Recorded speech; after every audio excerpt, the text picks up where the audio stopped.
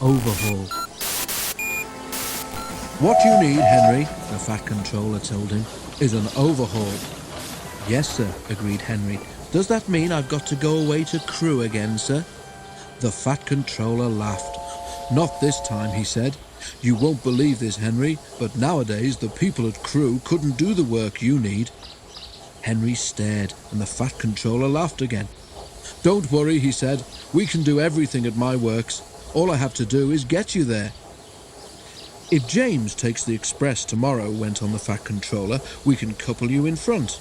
Do what you can to help, and you can go to the works in style."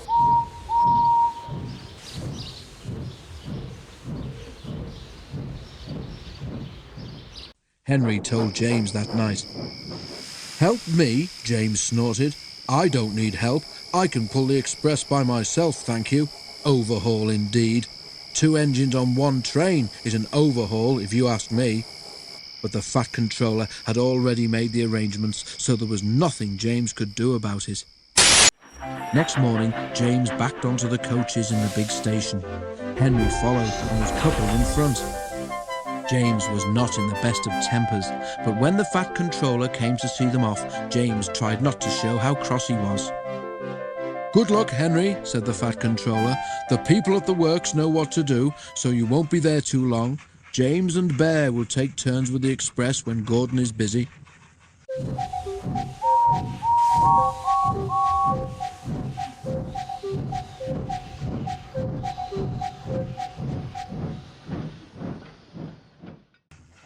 The express only stops once before it reaches the other railway, and that is at the works station.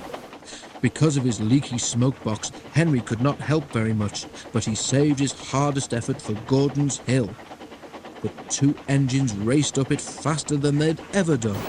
When they reached the top, James was feeling better. "That was fun," he said.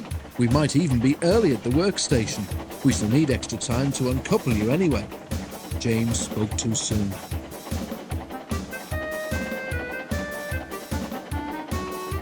They had just crossed the viaduct when Henry felt something wrong with one of his wheels. "Something's wobbling," he told his driver. Just then they both heard a cracking noise. "Ouch!" exclaimed Henry.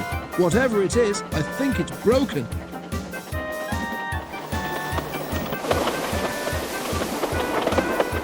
They were passing a station. Something hit the platform and a brick flew past Henry's cab. It bounced off James's boiler and disappeared. "Ow!" exclaimed James. "Henry might need mending, but he needn't throw his broken bits at me." Just then, James and his driver heard Henry whistling to warn them that he wanted to stop. More bits and pieces flashed by, some hitting the carriages. Using the brakes skillfully, the driver stopped the train. Then, while the guard made sure that the train was protected behind, James's driver went to see if any passengers had been hurt by the flying debris. No one had, but one of the carriage windows was broken. Henry's crew inspected his wheel. The trouble was not hard to find.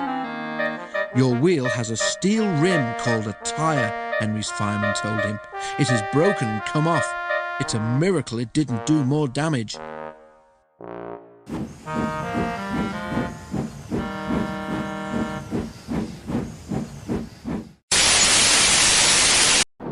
James pushed Henry into a siding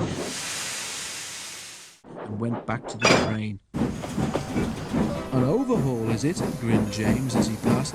"It sounds as if you need retiring, you poor old thing." He guffawed loudly at his own wit and puffed away.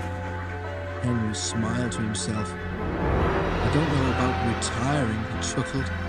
"I certainly feel tired."